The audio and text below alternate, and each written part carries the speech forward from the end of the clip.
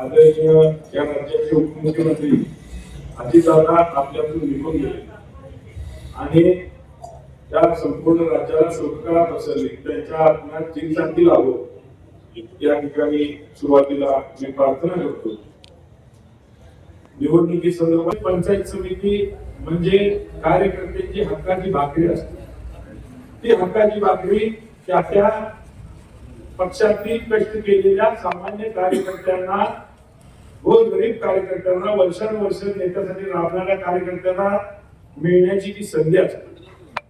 आणि या विचाराने या पार्टीमध्ये उमेदवार घेत असताना या तालुक्यामध्ये संपूर्ण जर आपण बघितलं, एक या जिल्हा परिषद गटातून उदाहरण देतो.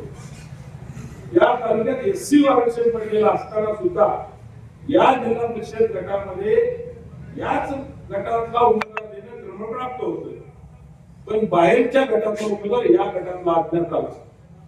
एससी समाजाची या 10 गावात काही नेते नाहीत का, उमेदवार नाहीत का? पैशाचा क्रायटेरिया बघितला गेला. प्रत्येक मतदारसंघात तुमची जनते गटात बघा, धारणा जनते गटात बघा, त्या पक्षात काम करणारे प्रामाणिक कार्यकर्ते भरपूर आहेत.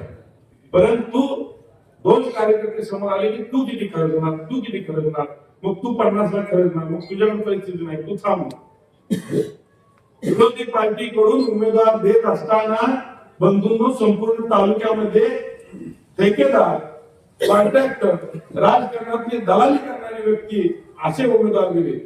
आणि याच्या उलट इकडे बघा तुम्ही, कार्यकर्त्याची परिस्थिती आहे नाही, ताकद आहे नाही न बघता तळागाळातल्या जनसेवा करणाऱ्या कार्यकर्त्यांना उमेदवारी या ठिकाणी दिली. सामान्य कार्यकर्त्याला न्याय देण्याचं काम या ठिकाणी महायुतीच्या बाजूने झालेलं आहे. कमी दादा, मी तुमचे विशेष आभार मानतो. या महाकाली कारखान्याच्या बाबतीत आपण सगळे वैद्य असू दे, आमचे प्रशांतांना असू देत आणि सर्व संघटना असू दे, यांना एक मोठा पाठीवरती हात ठेवला. या तालुक्याच्या विकासाच्या दृष्टीनं आपण निर्णय घेतला. त्याबद्दल तुमचं संपूर्ण तालुक्याच्या वतीने आभार मानतो. तुमची ताकद अशीच या आमच्या वहिनींच्या आमच्या सर्व तालुक्यातील लोकांच्या पाठीशी राहू दे. घोरपडे सरकारांसारखं नेतृत्व त्यांनी कधीच एकदा ठरलं की मागं पुढे बघितलं नाही. शब्दाला पक्का जर कोणी या जिल्ह्यात येत असेल तर ते घोरपडे सरकार. हे सगळे एकत्र यासाठी केले तर तुमच्यासाठी, सर्वसामान्य जनतेसाठी.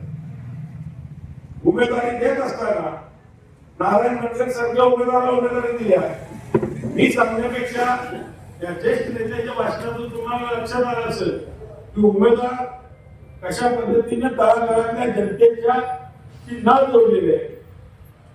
ना की बाबा एसीच्या गाडीतून फिरतोय, त्या तालुक्यातल्या 5 गावाशी त्याला संबंधच नाही असा नाही. त्यामुळं उमेदवाराची तुम्ही तुलना करा. कोणता उमेदवार आपल्या कामाला येणार आहे, आपल्या हळीला येणार आहे. रात्री 12-11 वाजता जर फोन केला तुम्ही दादा, तर नारायणच नव्हे, त्याचे वडील, त्याचे सर्व कुटुंबीय जनसेवेसाठी या गावात असतात. अहो, भाजप तर आहे, पण राष्ट्रवादी काँग्रेस पार्टी, सगळ्या पार्टीतील लोक नारायणच्या बाबतीत सर्व पक्षीय नेते म्हणतात या गावामध्ये की पोरगा चांगला.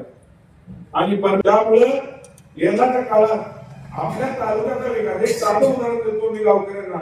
माझ्यासारख्या सामान्य कार्यकर्त्याला तालुक्यात काम करण्याची भारतीय जनता पार्टीने संधी दिली तर माझा थोडाफार का जीव आपल्या भागासाठी वाढला.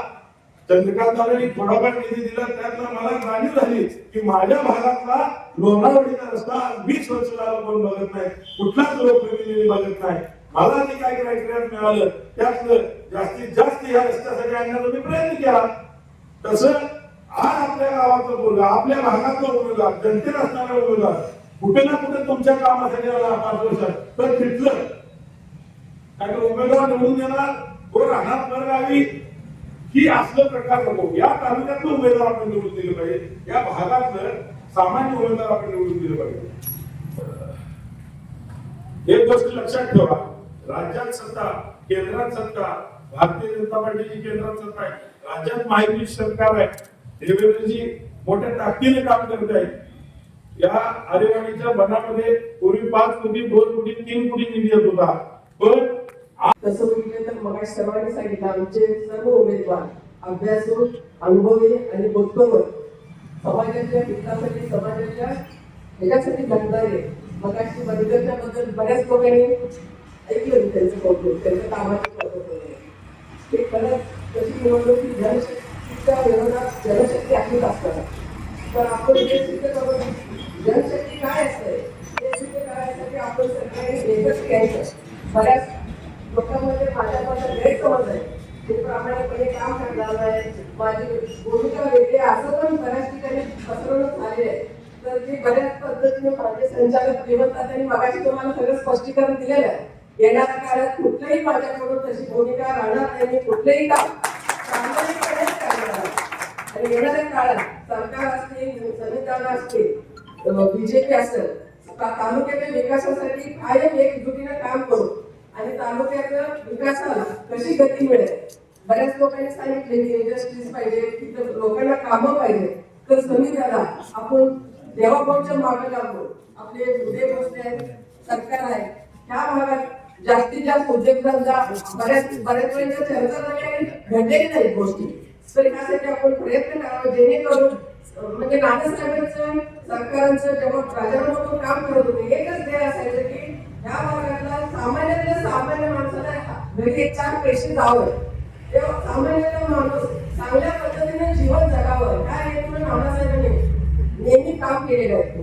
त्यावेळेस पण जनताला म्हणजे कष्ट होतं, म्हणजे पस्ताकीच्या विरोधात आपण लढायचं तरी नानासाहेब कधी हार म्हटलेले आहे. दूध संघ असेल, कारखाने असतील, आपले स्टँड असेल, बऱ्याच विकासाच्या गोष्टी आपल्या भागात खेचून आणल्या. तर येणाऱ्या काळात आपण सर्वांनी हे जे आमचं सक्षम पॅनल आहे त्याला आपण पाठबळ द्यावं, चांगल्या मताने त्यांना निवडून द्यावं. चंद्रकांत दादा बद्दल चंद्रकांत आपण सर्वांनी ऐकलं, तो कशा चळवळीचा कार्यकर्ता आहे. बंडर बद्दल पण आपण तुमच्याच गावचा असल्यामुळे तुम्हाला बऱ्यापैकी त्याच्याबद्दल माहिती आहे.